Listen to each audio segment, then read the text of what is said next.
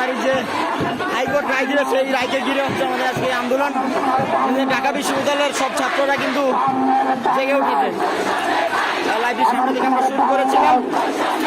এই লাইব্রেরি এখন আমার সোনার বাংলায়, আমার সোনার বাংলায়, ৭১-এর বাংলায়, বাংলার বাংলায়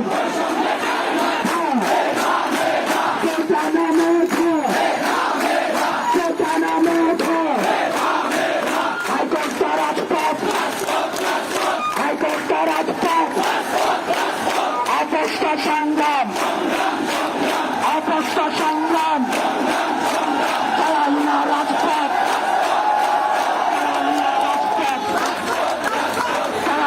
রাজপথ, অপস্ত সংগ্রাম,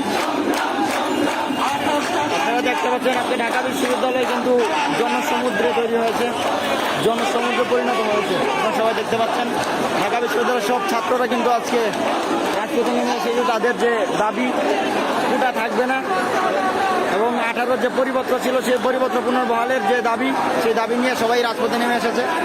আপনারা দেখতে পাচ্ছেন সবাই।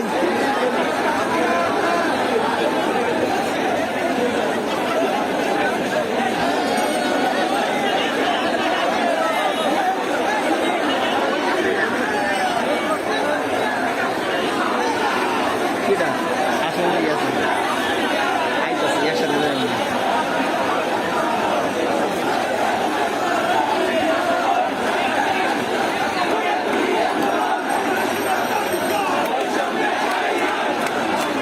আমরা আজকে সবাই যাব, গিয়ে আমরা শাহবাগ ঘেরাও করবো। আজকে সন্ধ্যা পর্যন্ত এই কর্মসূচি চলবে। 7 তারিখ যদি ছাত্রদের পক্ষে যদি কোনো রায় না আসে, তখন পুরো ঢাকা শহর অচল করে দেওয়া হবে। আমরা আমাদের দাবি দেওয়া আদায় হওয়ার আগ পর্যন্ত আমরা রাজপথে আছি, রাজপথ আমরা ছাড়ব না। আপনারা দেখতে পাচ্ছেন একদম সেই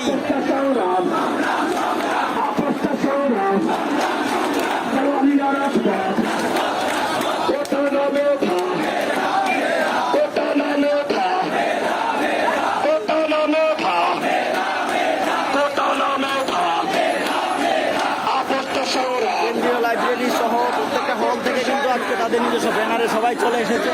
আপনারা দেখতে পাচ্ছেন এখনও ভোলা রোড বিসি চত্বর, যে বিসি চত্বর শেষ হয় নাই, ওখান থেকে একদম সেই রাজু ভাস্কর্য থেকে শুরু করে আমরা দেখতে পাচ্ছি একদম বিসি চত্বর পর্যন্ত সব ছাত্ররা কিন্তু আজকে রাস্তায় নেমে এসেছে। ভাই সালাম দেন।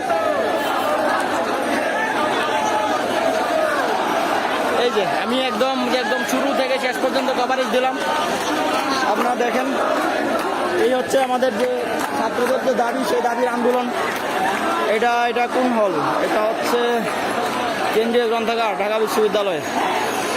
সবাই তাদের নিজস্ব ব্যানারে কিন্তু চলে এসেছে। আপনারা দেখতে পাচ্ছেন এই হচ্ছে আন্দোলনের যে একদম শেষ মাথা, একদম ওই দিক থেকে একদম সেই রাজু ভাস্কর্য। আপনারা সবাই আমাদের সাথে থাকবেন।